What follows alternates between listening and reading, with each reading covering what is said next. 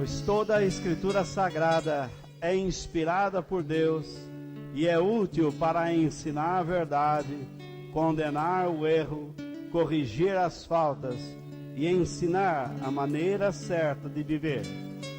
Isso para que o servo de Deus esteja completamente preparado e pronto para fazer todo tipo de boas ações.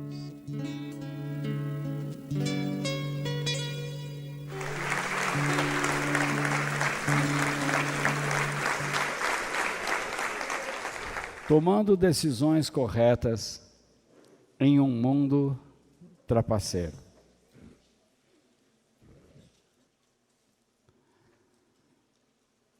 Quando alguém passa por você e não o cumprimenta, como é que você se sente?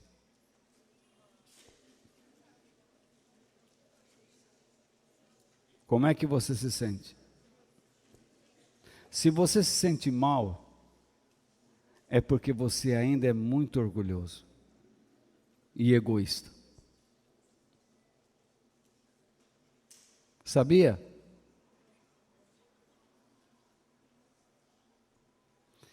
Sabe por que eu digo isso? Porque Jesus disse assim: aquilo que você quer que os outros lhe façam, faça você primeiro.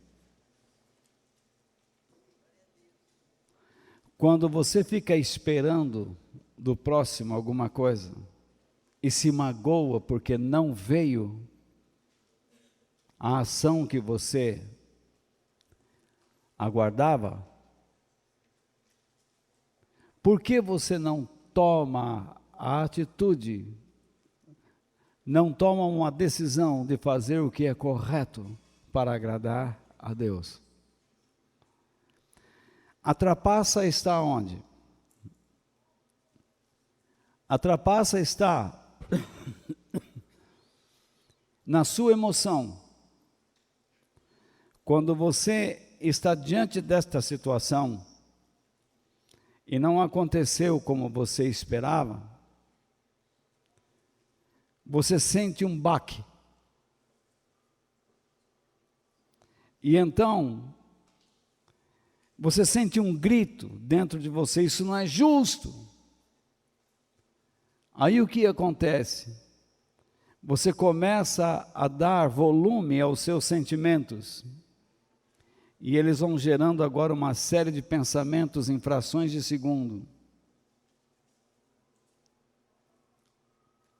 E você fica nas mãos do inferno. Percebeu?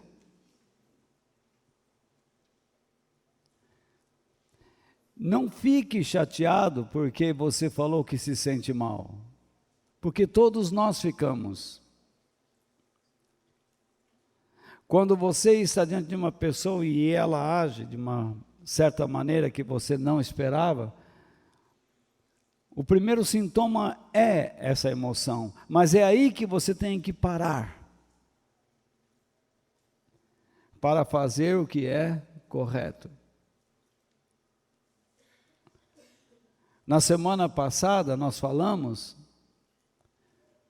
que nós fomos criados à semelhança e imagem de Deus para refletirmos o quê? A glória dele. E é isso que nós temos que fazer ao longo da vida. Não adianta nada a nossa igreja ter aqui um conjunto profissional tocando, plenamente afinado, um ambiente cheio de luzes, todo equipado para nos divertir, se nós não temos o desejo de refletir, de expressar a imagem de Deus e vivermos à semelhança dele. Deixe-me dar um exemplo.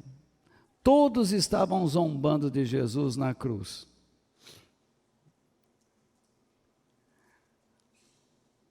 Eu não penso que faltou-lhe algum tipo de emoção. No entanto, eu vejo que ele controlou o seu lado humano e disse: Pai, perdoa-lhes, porque eles não sabem o que fazem. Percebem? Este mundo que nós vivemos é trapaceiro.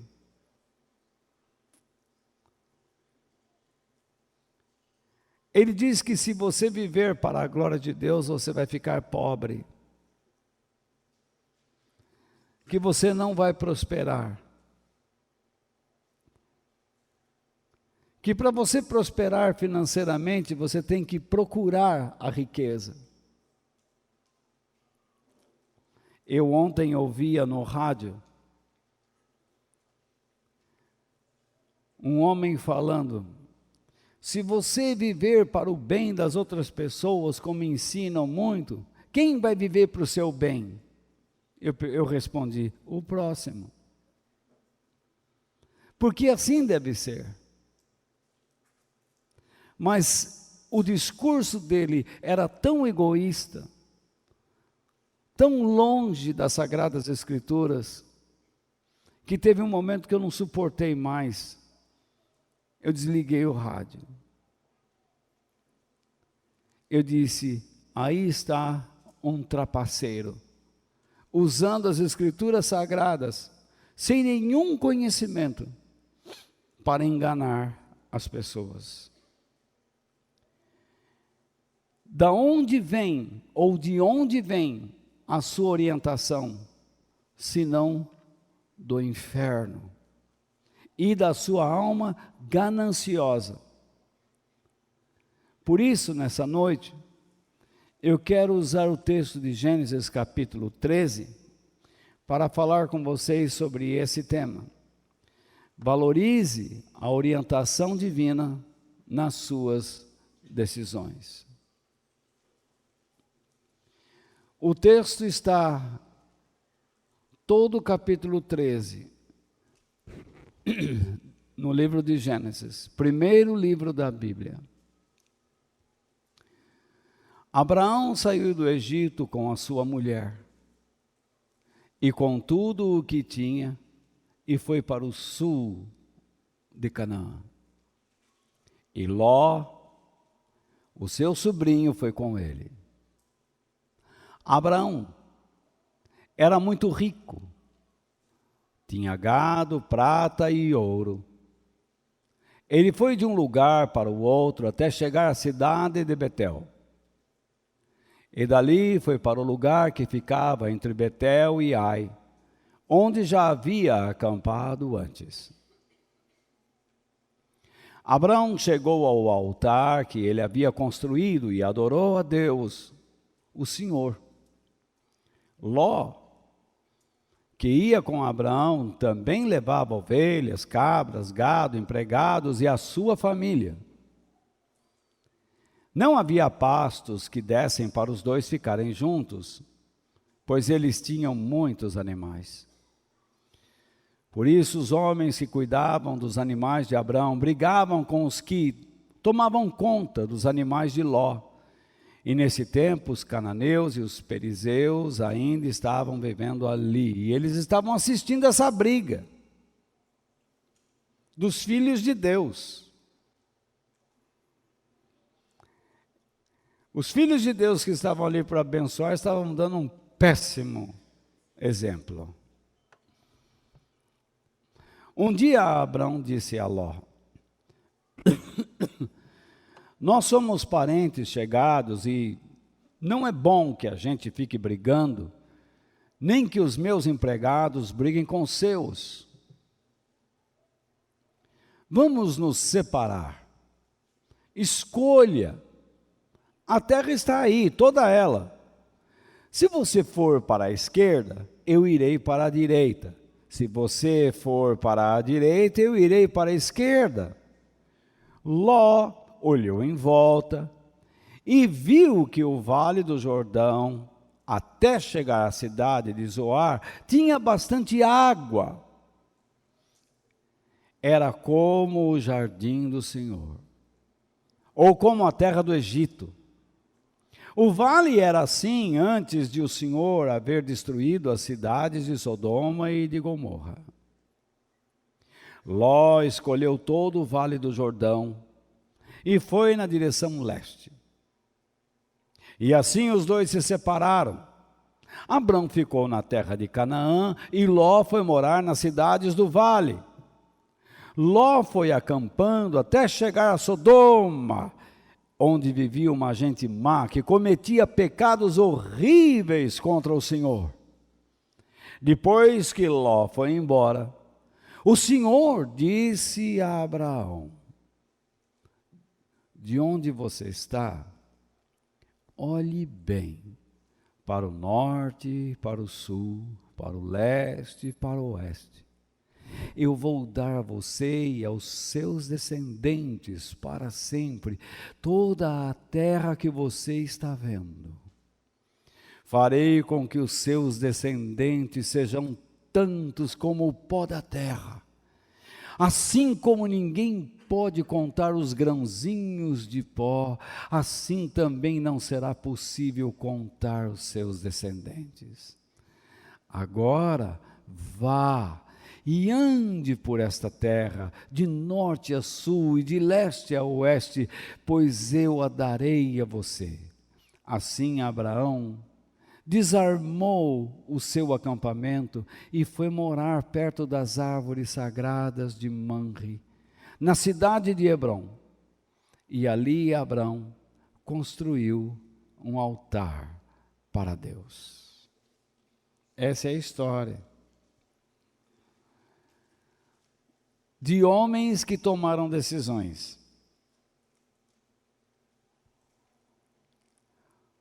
Decisões que todos nós temos que tomar diariamente.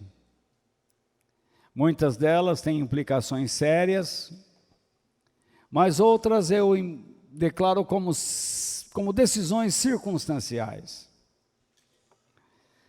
Você vai ao trabalho amanhã de ônibus, de carro, de trem, de táxi. Isso não vai influenciar em nada sua vida espiritual e moral.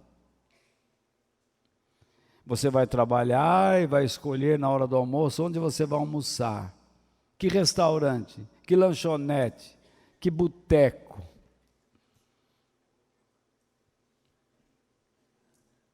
Você vai comer uma coxinha com varizes,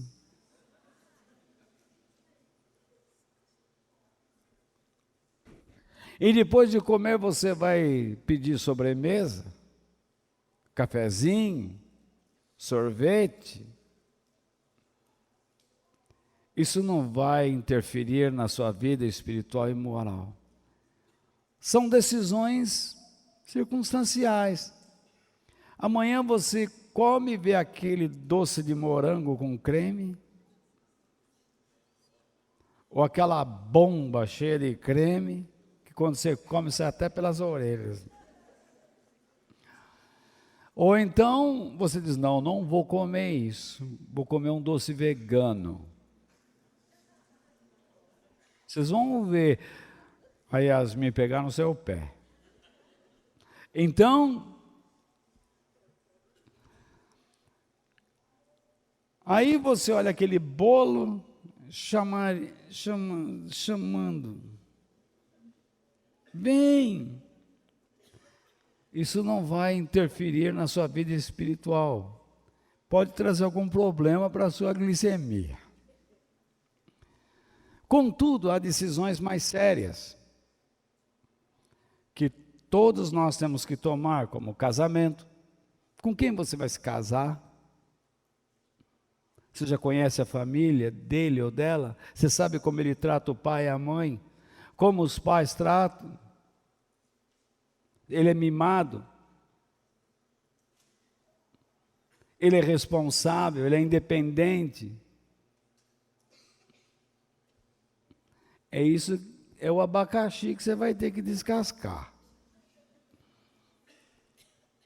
O número de filhos. Você não pode entrar num casamento e falar, seja o que Deus quiser.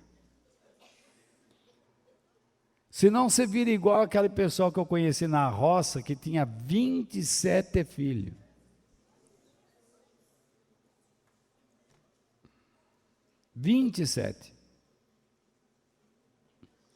E eles moravam numa casinha de pau a pique. Sabe o que é pau a pique, não? Vocês conheceram, quem conheceu aquelas cabaças? Sabe, é uma planta que dá uma bola e você corta no meio e dali você faz xícara, faz prato. A gente ia lá e comia naquilo.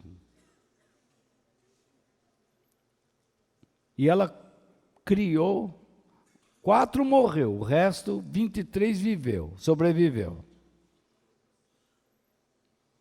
Um gostava de andar no carro de boi, a gente levava a máquina fotográfica. Quando ele sabia que a gente ia levar a máquina, ele punha o lenço, o chapéu, a bota, e ficava em cima do carro de boi com a lança ou o ferrão, que a gente chama, porque é para chuchar o boi, sabe?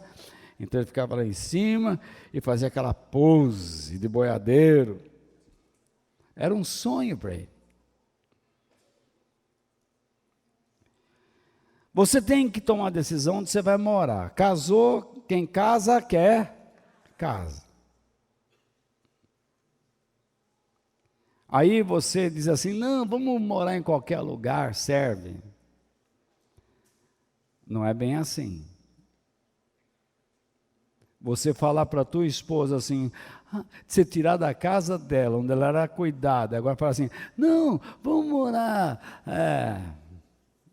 nem vou falar. Você tem que decidir sobre seus estudos, sua profissão, o que você quer ser, e se preparar para isso. Quando Deus falou comigo, e eu decidi aceitar o seu chamado, comecei a me preparar. E nunca mais deixei de me preparar, segundo o nosso filósofo Felipe, estudando os estudos.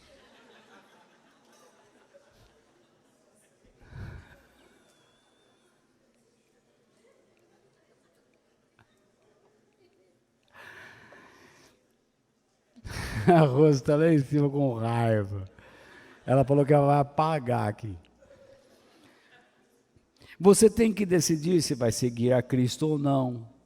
Você tem que decidir sobre que igreja você quer estar. Há pessoas hoje que querem igreja com diversão, sabia? Nós temos igreja para tudo hoje. Igreja show. Eu sei muito bem o que Deus pediu da minha vida. Deus foi muito claro. O meu povo não tem instrução, ensine-os. Então, vocês veem que eu não tenho problema nenhum em me manter nesse caminho. Não preciso forçar nada. Enfim,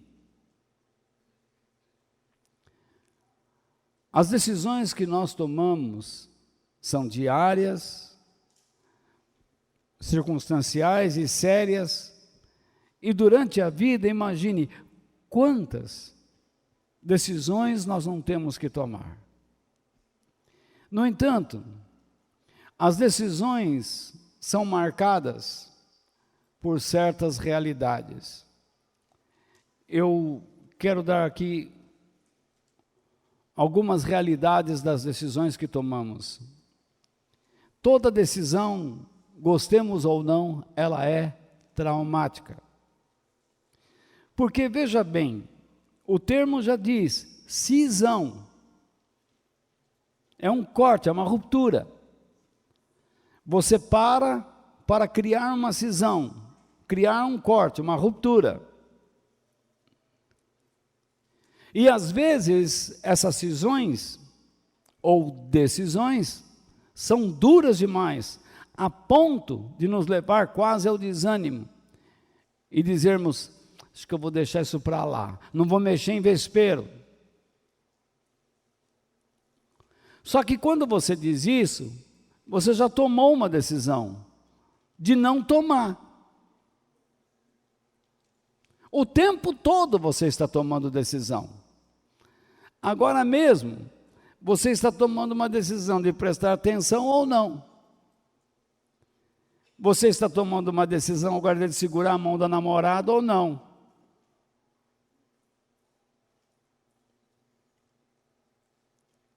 Você está tomando uma decisão de dizer: Senhor, eu quero aprender sobre isso ou não. O tempo todo. Eu vou enfrentar ou não vou enfrentar? Decisão é algo necessário, então. Você não vive sem ela. Porque a decisão vai direcionar a sua vida para algo que é necessário.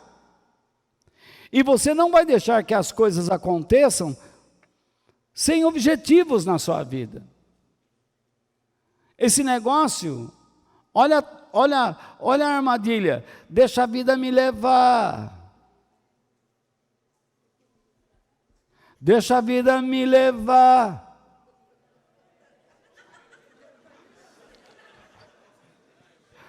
Vocês estão com medo do quê? Vocês estão tudo lá no sambódromo lá. Deixa a vida me levar.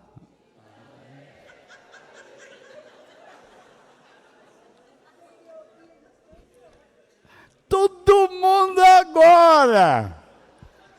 Então, deixa a vida me levar, vida leva eu. Deixa a vida me levar, vida leva eu. Deixa a vida me levar.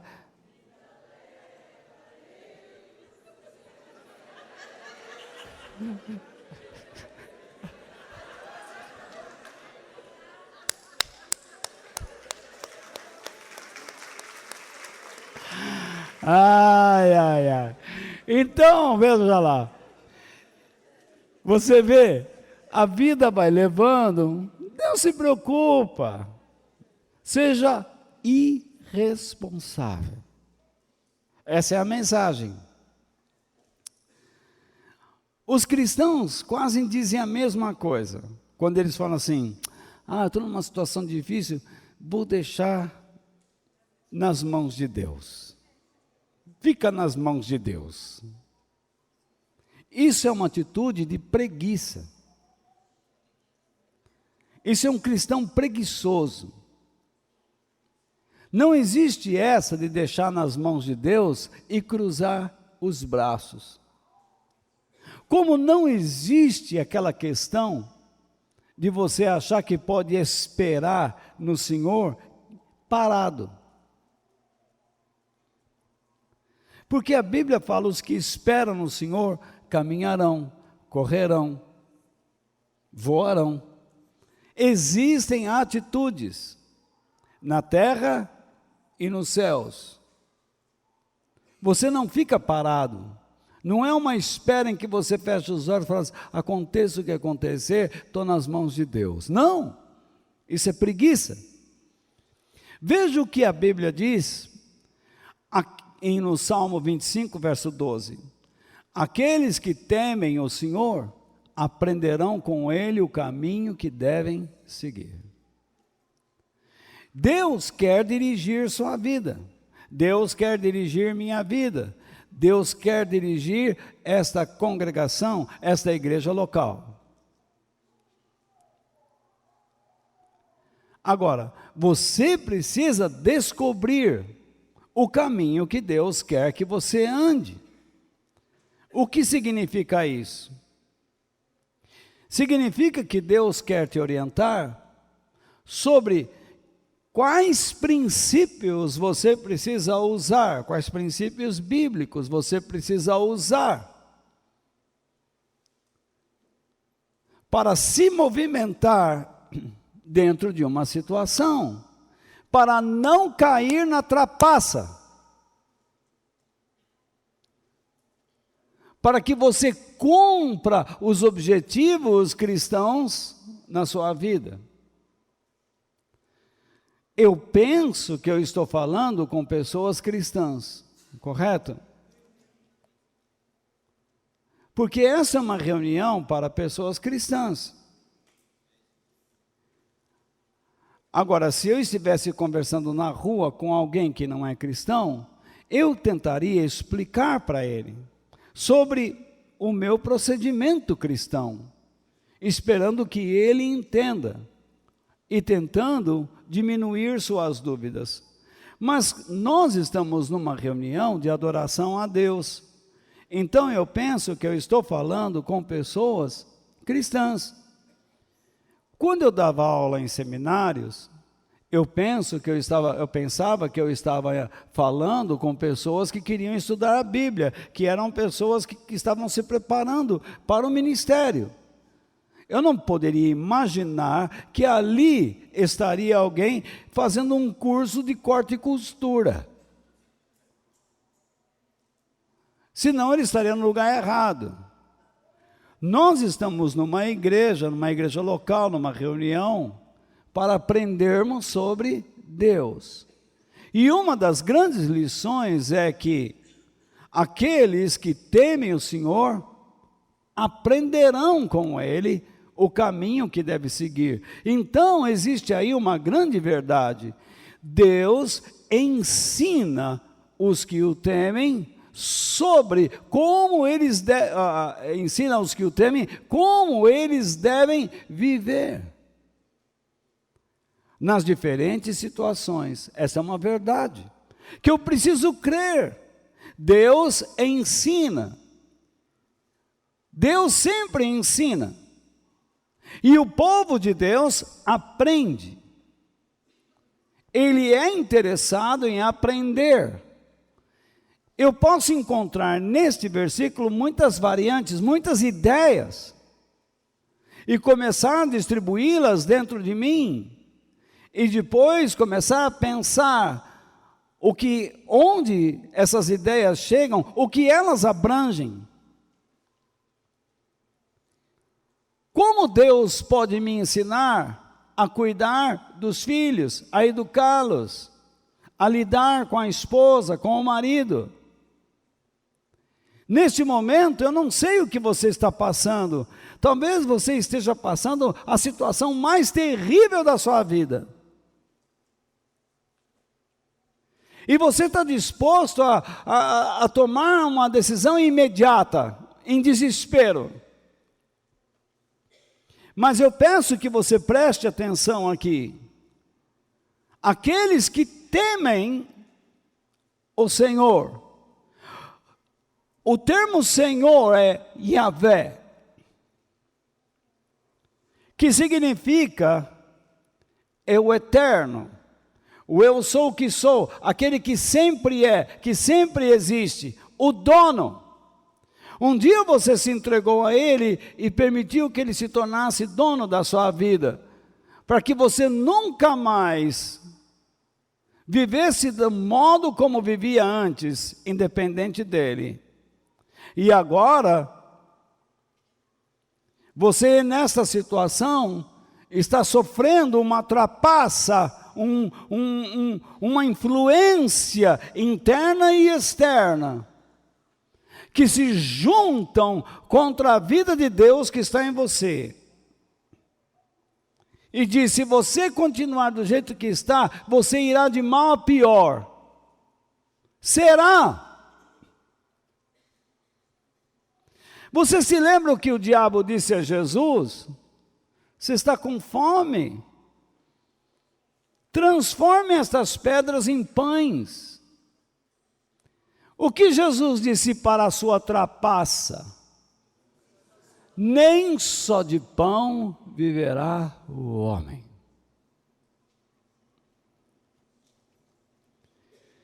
Se você tomar uma decisão imediata, impensada, incorreta, você tem que analisar uma marca seguinte: decisões afetam outras pessoas. Nós temos a tendência de achar que as nossas decisões atingem somente a nós. Mas isso é um grande equívoco. Porque a maioria das vezes as nossas decisões afetam pessoas. Repare, pessoas amarguradas, inseguras, medrosas, narcisistas. Sabe o que é narcisista? Filho do Narciso. Narcisista é a pessoa que fica se cultuando, olhando para si mesmo. Pessoas orgulhosas, egoístas. Essas pessoas nunca consideram o próximo ao seu lado. Eles não se preocupam com ninguém. No entanto, nós não somos isolados.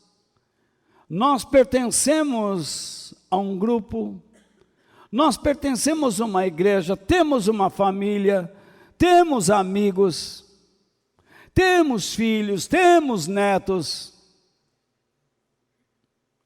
E as nossas decisões poderão influenciar essas pessoas positiva e negativamente.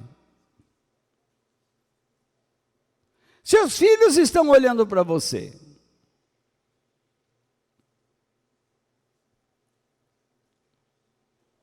Os filhos de Davi olharam para o seu pai.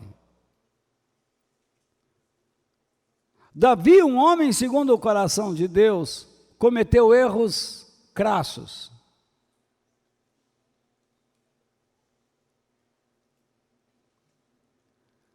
A ponto dos seus filhos dizerem assim: bom, se meu pai é desse jeito, qual é o problema? Foi lá e começou a tirar vantagem das concubinas de Davi.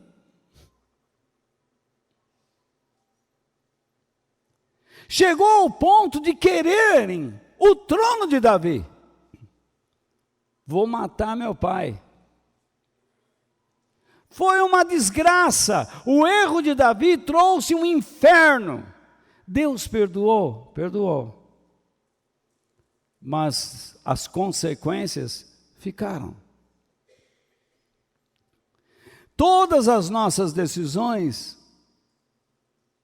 se elas, parte delas certas, parte delas erradas, e você vai diante de Deus e Deus perdoa, não pense que estas erradas o livrarão das consequências que virão.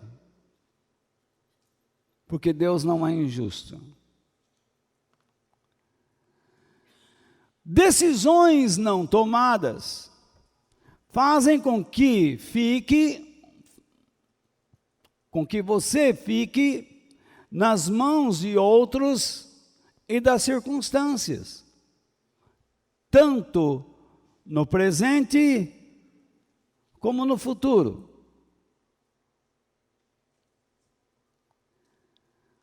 Se você não toma a decisão certa agora, pessoas vão manipular você. Vamos encontrar um exemplo. Desculpe alguns erros,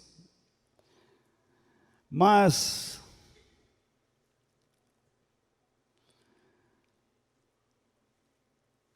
você se lembra da história de Adão e Eva?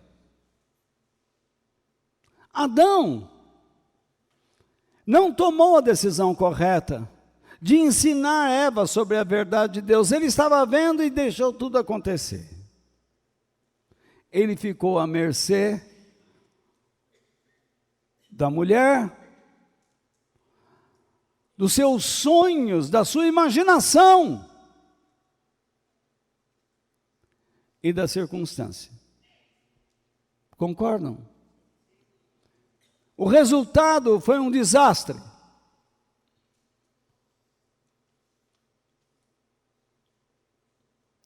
Pode ser o inverso. Quando a mulher não cumpre o seu papel de insistir que o homem seja um homem de Deus e não mostrar a ele esse caminho, porque a mulher é educadora por natureza,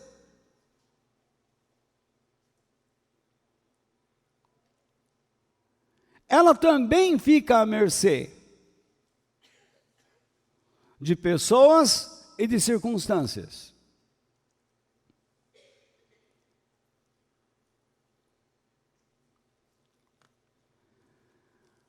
Além do mais,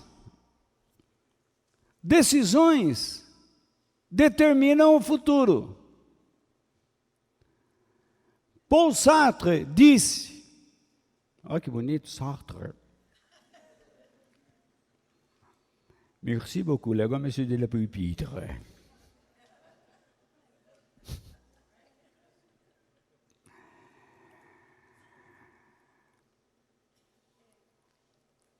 Je ne sais pas se eu sou estupidez. Então, veja bem, Sartre diz, eu sou a minha decisão. Isso quer dizer o quê? Que você pode decidir sobre qualquer coisa, mas você não pode decidir sobre as consequências.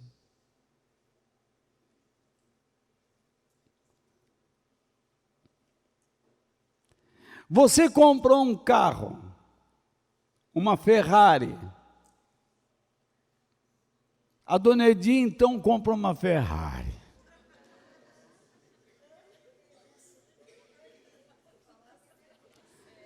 Ela vem e amarra um lenço colorido aqui, na testa, carro conversível, o teto vai lá para baixo, mete umas tatuagens,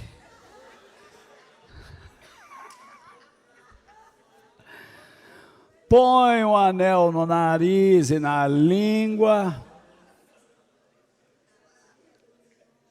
enche de anel de caveira, manda o cabeleireiro dar umas mechas azul, vermelha, verde, amarela, cor de anil. Sai com a Ferrari, mete aquele óculos escuro, bem chegado mesmo, aquele que dá a luz do capeta. Então ela pega e sai com a caranga e... aquele ronco.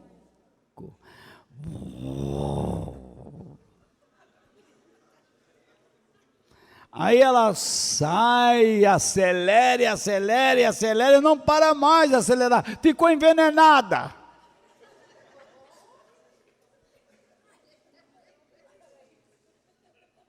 Sai do portal dos Bandeirantes.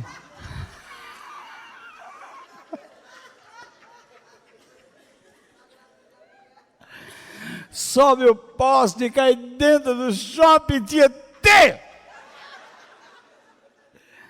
E se arrebenta.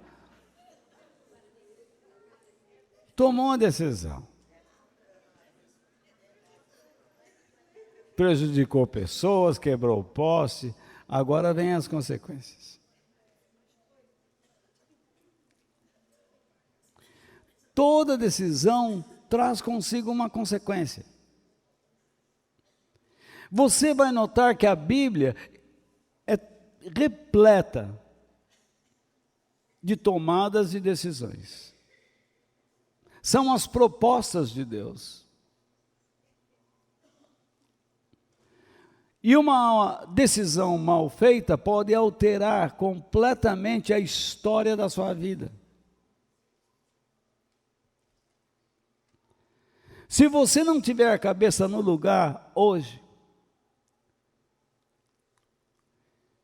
e agir por imediatismo, simplesmente porque você diz assim, eu vou fazer isso, porque eu vou me livrar disso, eu vou alcançar aquilo, esse não é o caminho.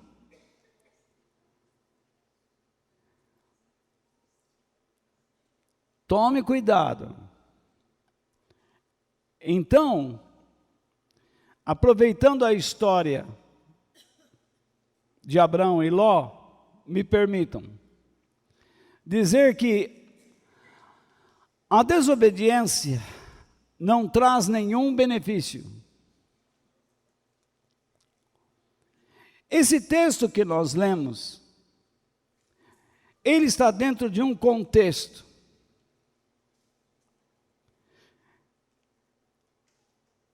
Toda essa confusão que está no capítulo 13, ela surge devido a uma falha da vida de Abrão.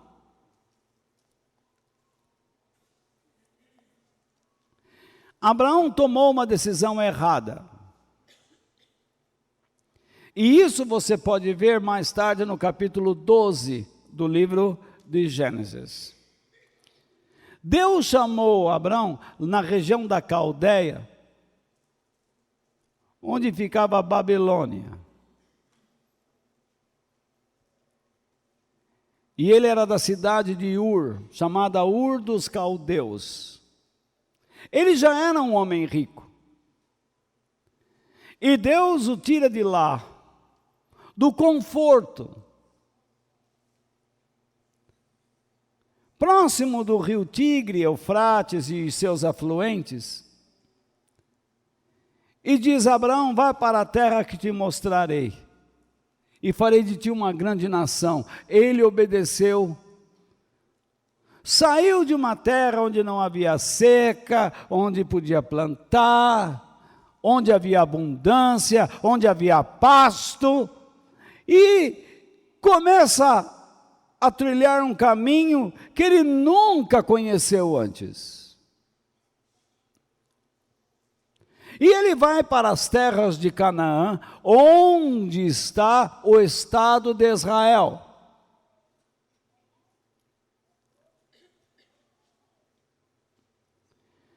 Quando ele está em Israel, ou em Canaã, porque Israel ainda não existia, uma seca se abate sobre a região, e uma grande fome acontece. Naturalmente. Abraão não tinha essa experiência lá de onde ele veio, mas agora tem. Mas onde está Deus? Deus diz, sai da tua terra, e vai para a terra que te mostrarei, que eu vou fazer de ti uma grande nação, e agora o Senhor deixa acontecer uma seca. Aprenda uma coisa, Deus não fará nada em nossas vidas sem antes nos colocar em testes. A nossa fé precisa ser testada, gostemos ou não.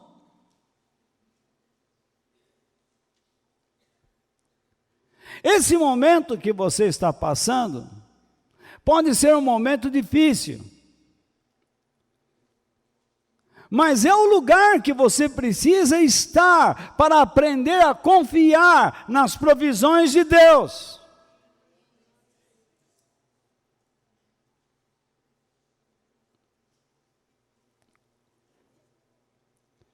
Mas o que fez Abraão? Abraão é chamado de o amigo de Deus. Um homem que é chamado na Bíblia de nosso pai na fé. Um exemplo a ser seguido.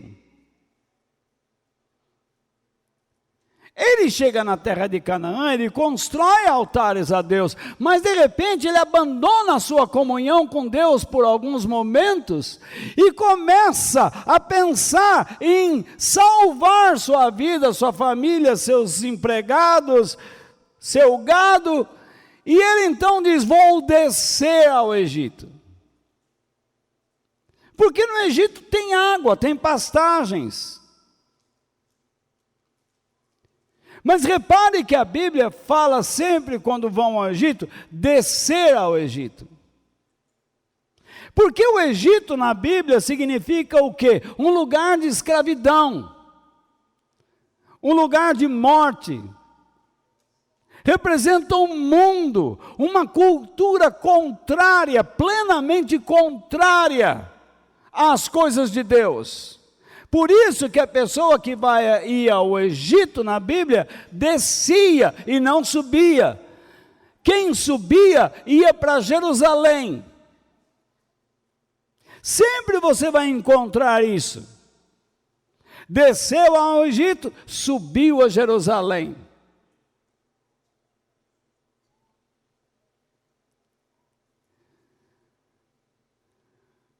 Ele disse: eu vou lá. Ele não perguntou a Deus, ele tomou uma decisão imediata. Ele foi um imediatista.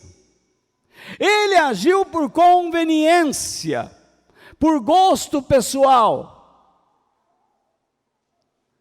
Ele tomou uma decisão por lucro, por interesses próprios. Mas Walter está errado? Está. Porque isso iria trazer uma desgraça à sua família. E ele não poderia, como nós vimos, impedir as consequências.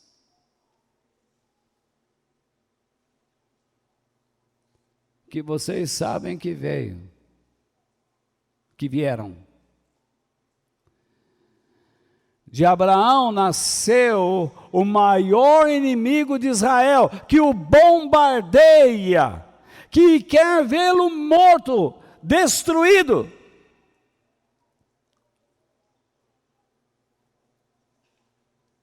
E nós vemos o exemplo do seu sobrinho, Ló, no capítulo 13.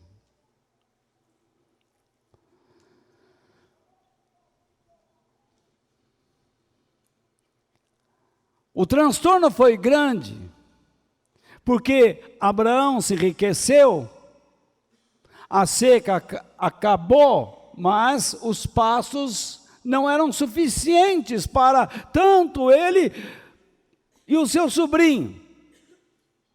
Então, no versos 5 e 6, está escrito: Ló, que ia com Abrão, também levava ovelhas, cabras, gado, empregados e a sua família. Não havia pastos que dessem para os dois ficarem juntos, pois eles tinham muitos animais. Eram ricos.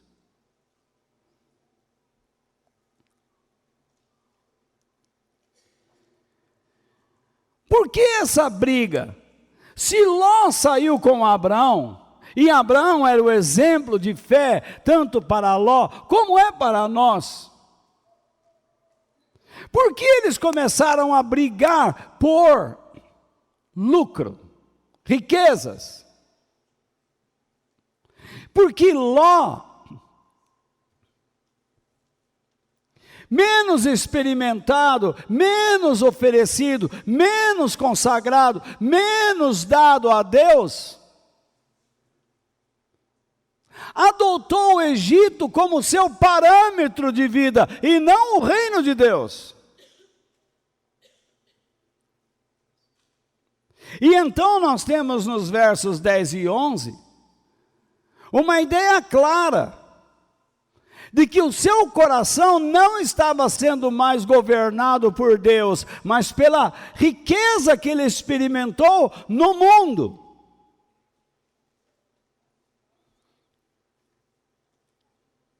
Suas decisões agora não eram baseadas mais em agradar a Deus, mas a si mesmo. Vocês estão comigo, não? Estou chato?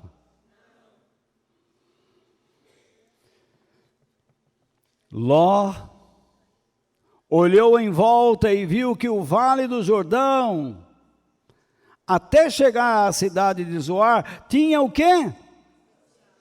Bastante água. Olha a descrição que ele faz. Aquilo ali era como o quê? O que é esse jardim do Senhor? O Éden. Você viu como os antepassados ensinavam a Bíblia? Eles aprenderam sobre o Éden. Esse vale é como o jardim do Senhor.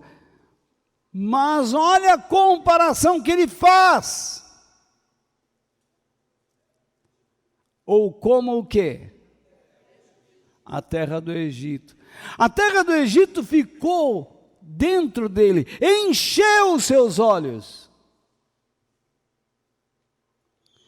O vale era assim antes de o Senhor haver destruído as cidades de Sodoma e de Gomorra. Ló escolheu todo o vale do Jordão e foi na direção leste. E assim os dois se separaram. Jesus é o nosso exemplo de que Deus pode nos abençoar. No entanto, nós esquecemos Jesus e sempre estamos buscando o lucro pessoal. Porque se eu não buscar meu lucro pessoal, vou empobrecer. Mentira.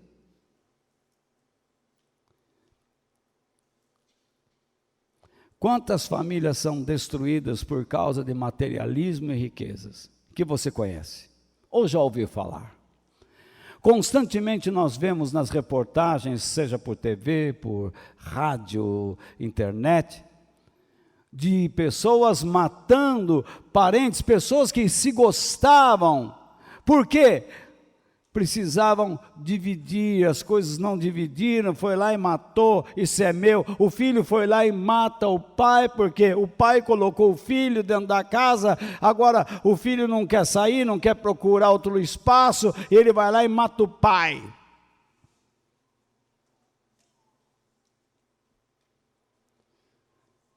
Está aí o problema.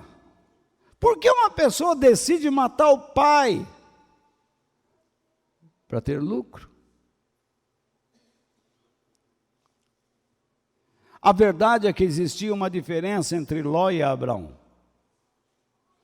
Ló passou a ser um homem voltado a obter riquezas. E Abraão, depois de ter cometido o erro, voltou a pensar coerentemente com o Senhor e viveu para agradar a Deus. Versos 7 ao 9. Por isso os homens que cuidavam dos animais de Abraão brigavam com os que tomavam conta dos animais de Ló. E nesse tempo os cananeus e perizeus que ainda estavam vivendo ali. Imagine o mau testemunho. Um dia Abraão disse a Ló: nós somos parentes chegados e não é bom que a gente fique brigando. Nem que os meus empregados briguem com os seus. Vamos nos separar, escolha. A terra está aí, toda ela. Se você for para a esquerda, eu vou para a direita. Se for para a direita, eu vou para a esquerda. Pronto. Nós vimos que Abraão, em um momento de fragilidade, abandonou a sua comunhão com Deus, mas ele retornou. E a sua vida é um exemplo. Quando nós abandonamos nossa comunhão com Deus, passamos a fazer as mesmas escolhas que ele fez. Decidimos por lucro. Não consultamos a Deus se aquilo será bom para nós. Nós vemos na Bíblia a história de Abraão que tomou uma decisão errada, buscando lucros e encheu de veneno o coração de seu sobrinho. Você, pai, está vivendo somente para alcançar lucros, é isso que você está passando aos seus filhos. Quando eles se tornarem mesquinhos, abra bem os seus olhos e os enxergue como um espelho, se veja neles. Quando você, mãe, perceber sua filha tratando as coisas do reino de Deus com desdém, espelhe-se nela. Por isso nós aprendemos que a desobediência não traz benefício algum. Cuidado com as decisões imediatistas, aquelas que enchem os olhos. No verso 10, Ló olhou em volta e viu que o Vale do Jordão, até chegar à cidade de Zoar, tinha bastante água, era como o jardim do Senhor, ou como a terra do Egito. O vale era assim antes de o Senhor haver destruído as cidades de Sodoma e de Gomorra. Todos ali sabiam como eram os habitantes daquelas cidades e que lugar de má fama era aquela, pessoas pervertidas, imorais. E nós chegamos à história do Gênesis e lemos que as pessoas queriam fazer sexo com os anjos.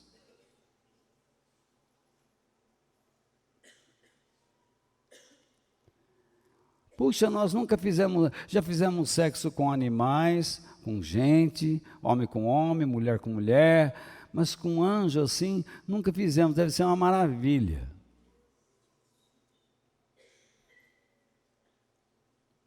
E nós vimos como Deus interveio e fez com que eles ficassem cegos.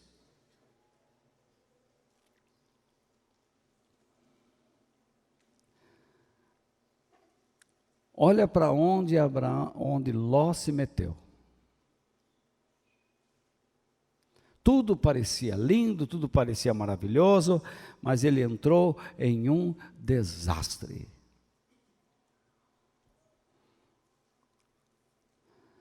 Por causa do seu imediatismo. Ele não considerou as coisas sérias contidas na sua decisão. Ele não processou as consequências. Ele visou somente o lucro. Ele não foi sábio. O que é sábio? Ele não enxergou a vida com os olhos que Deus lhe deu. Ele foi impulsivo. Ele só viu a imagem, a beleza e a prosperidade. É isso que os pregadores atuais estão oferecendo ao povo de Deus. Olha como será a sua vida se você crê. Você vai ter coisas. Você vai ganhar dinheiro. São mentirosos, mensageiros de Satanás.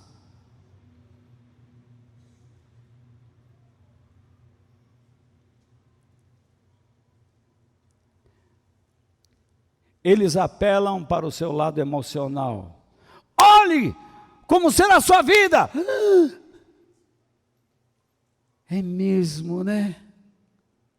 Há pessoas que saem dessa igreja dizendo assim, nós sabemos que o Walter fala a verdade, mas eu quero um evangelho que me dê mais fé. Eu não sei que fé que você está querendo, mas fé demais não cheira bem. Que tipo de fé você quer? Fé para alcançar milagres, sabe? Pelo que eu sei, fé é para ser obediente. A palavra pistis significa isso. Ser fiel, leal e obediente. Se Deus vai te dar um milagre, acredite, Ele decidiu, vai fazer. Ninguém segura o Senhor. Muitos tomam decisões por salário imediato, por ofertas de mercado, possibilidade de rápida ascensão e ganho fácil. Não é isso que as pessoas fazem? Eu sei que o mundo é assim. Eu não estou indo contra o mundo. Eu só estou dizendo para você tomar cuidado.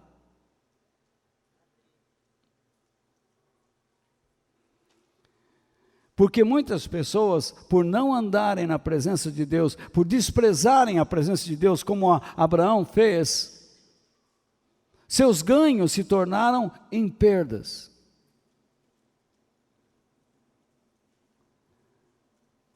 Porque aquele que ama a Deus, como nós vimos já, não deixa de considerar os ganhos e as perdas da sua alma.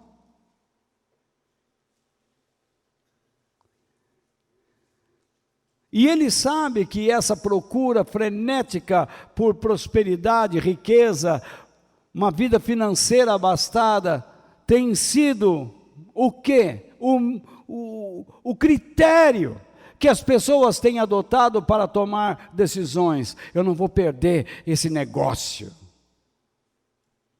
Você vai perder sua alma.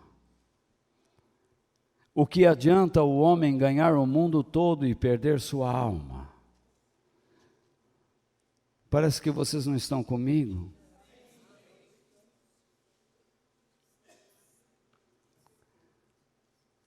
Terceiro, considere a sua família nas suas decisões. O versículo 13 diz: onde vivia uma gente má, Sodoma e Gomorra, que cometia pecados horríveis contra o Senhor.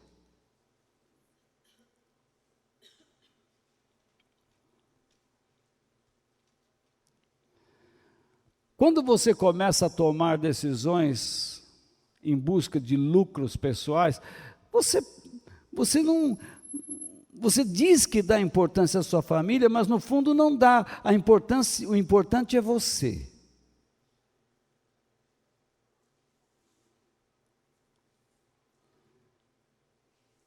Quando Ló chegou naquele vale, o que ele deve ter dito para os empregados e a sua família? Olha onde eu os trouxe. Verdade. Olha onde ele os trouxe. Ele os levou. Diz que eles foram chegando até Sodoma.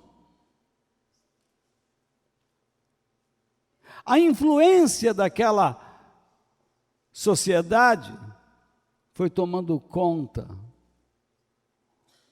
de sua família.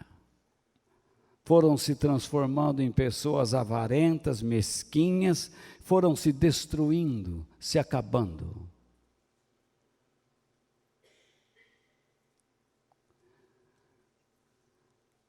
A consequência de sua decisão trouxe um impacto terrível. Quando eles saíram de lá, vocês se lembram que suas filhas se deitaram com ele e tiveram filhos. Cometeram incesto. Costume de onde? Não do povo que estava com Abraão, mas de Sodoma e Gomorra. Os filhos das filhas de Ló com seu pai se tornaram inimigos de Israel. Mais consequência.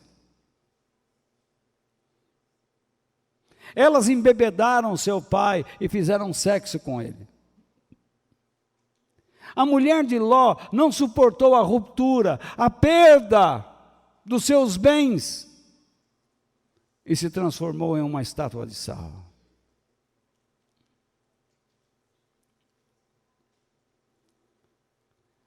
Decisões afetam toda a família.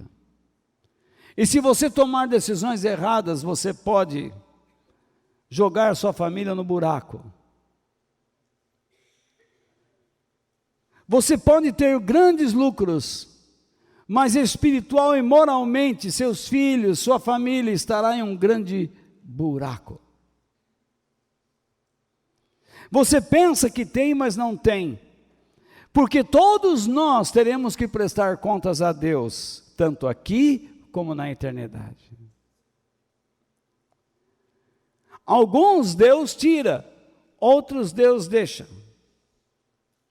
Não compete a nós ensinar o Senhor como Ele deve julgar as situações. Cabe a nós olharmos para cada uma delas e aprendermos as diferentes lições que pudermos, pela observação.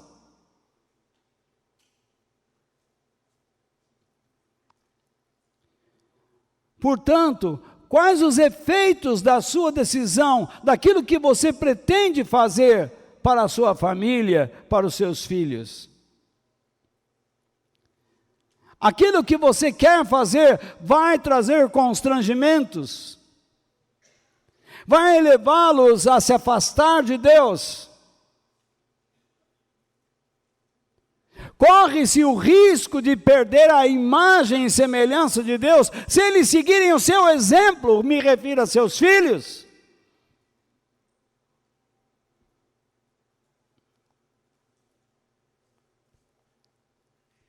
Se você não está dando um bom exemplo aos seus filhos de homem de Deus,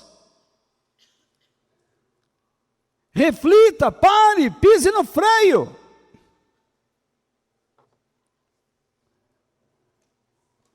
Cuidado para não deixar Deus de lado nas suas decisões.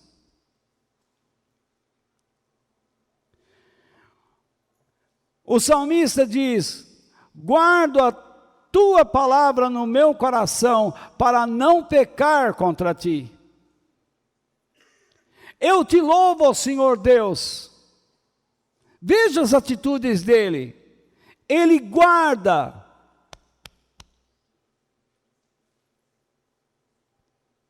Então ele louva. É impossível haver louvor verdadeiro se a palavra de Deus não estiver dentro do ser humano. Essa história de cantar e rebolar, isso não é louvor nem aqui, nem em Alfa Centauro.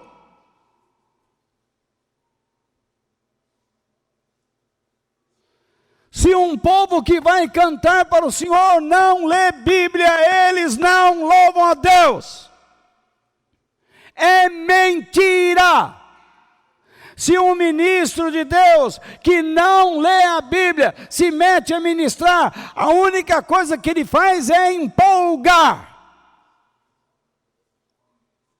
Ele não ministra, porque ele não pode dar o que não tem.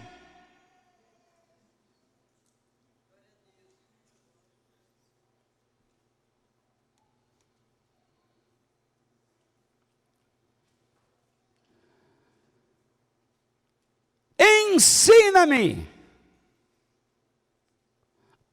as tuas leis, a palavra de Deus.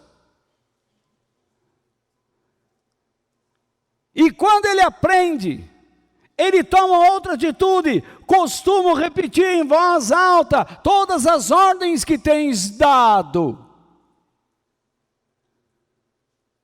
Esse é o melhor jeito de aprender. Repetir, falar.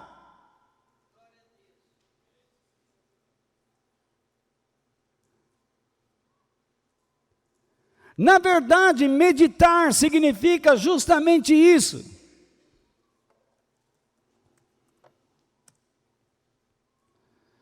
Meditar na Bíblia não significa simplesmente fazer, sentar, cruzar as mãos, os pés.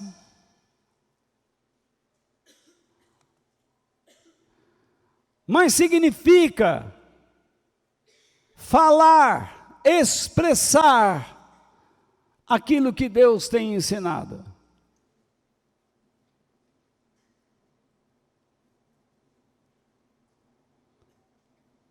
Tome muito cuidado com as trapaças que este mundo tem oferecido a você.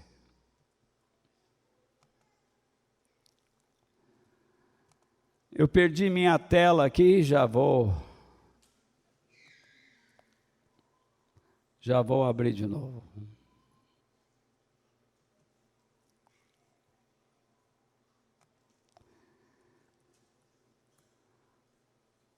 O apetite de Ló. Não, vamos continuar ali.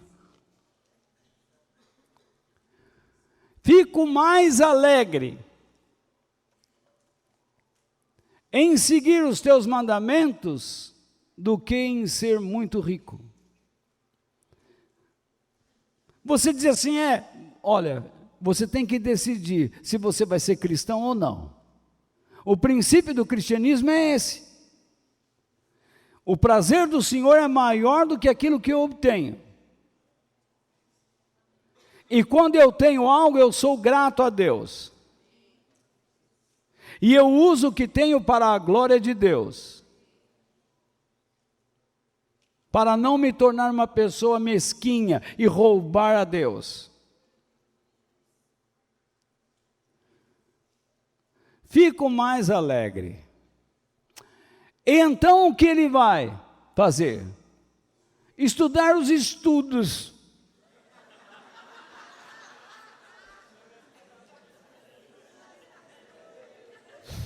Uau, uau. Então, veja lá. Estudo as suas leis. O povo de Deus acha que não precisa estudar. Já vi pastores dizendo isso. Eu prego pelo Espírito, por isso que você é um ignorante. Fala sempre a mesma bobagem.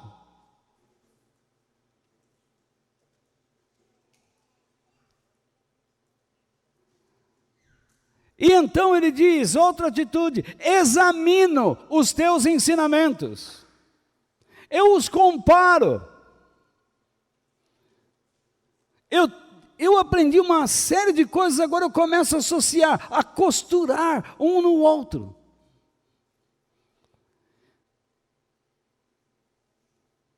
E então ele chega ao ponto de dizer, as tuas leis são o meu prazer, não esqueço a tua palavra. Como é que alguém vai esquecer assim? Aí alguém diz assim, eu sei que é verdade, mas eu quero mais louvor. Eu quero cair nos braços do Senhor. Só se for para levar umas palmadas no traseiro. É o que merecia. Se você não é um homem de Bíblia, você não é capaz de ministrar nada.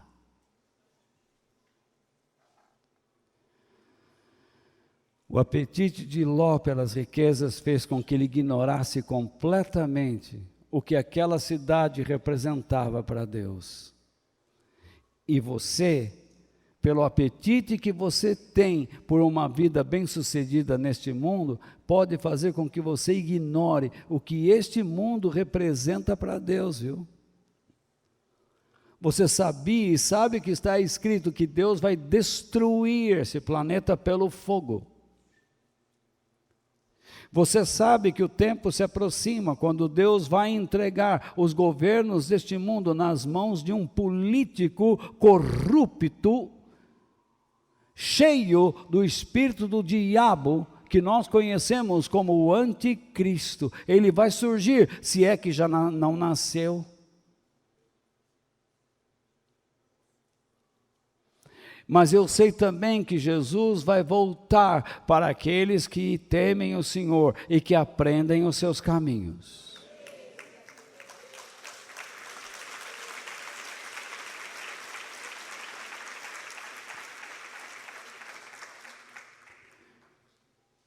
Deus deve ser o nosso parâmetro, nossa base para a construção, para a tomada das decisões, porque senão entraremos numa grande destruição. Eu fiz questão de anotar sobre o filme O Advogado do Diabo.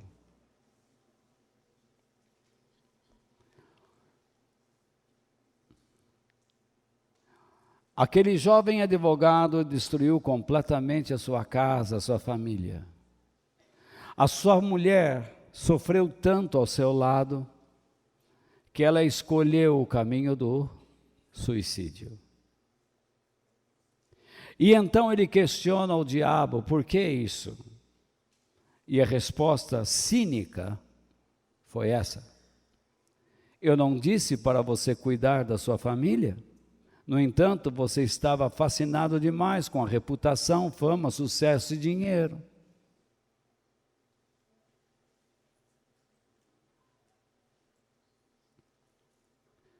Por isso, antes de você tomar decisões, você deveria dizer: eu vou glorificar a Deus com esta minha decisão? Isso reflete a grandeza dele? Eu vou me matar. De vez em quando eu ouço aqui um cristão aqui querendo se matar. Volta, eu vou me matar. Tá, isso reflete a glória de Deus? É isso que Deus espera de mim? Deus está comigo nessa decisão?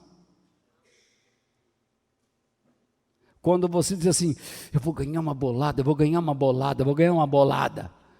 Você já parou para imaginar, Deus, o que o Senhor quer que eu faça com essa bolada?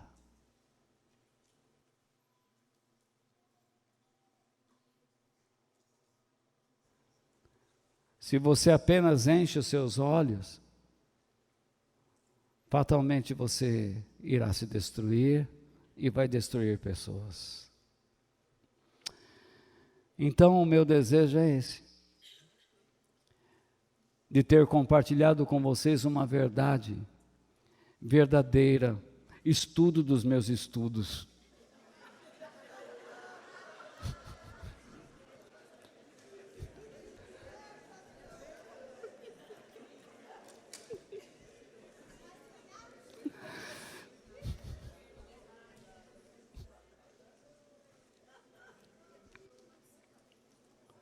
Caso nós erremos, o nosso dever é voltar para o momento onde nós pisamos na bola com Deus e nos reconciliarmos com Ele.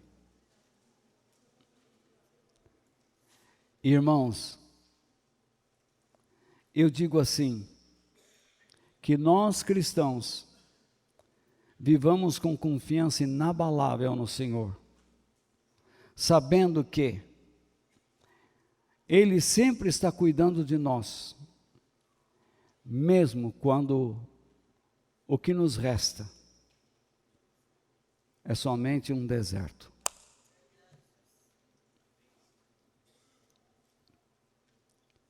Eu não sei o que sobrou diante dos seus olhos, mas Deus aparece a Abraão e diz: Abraão, seu sobrinho já escolheu?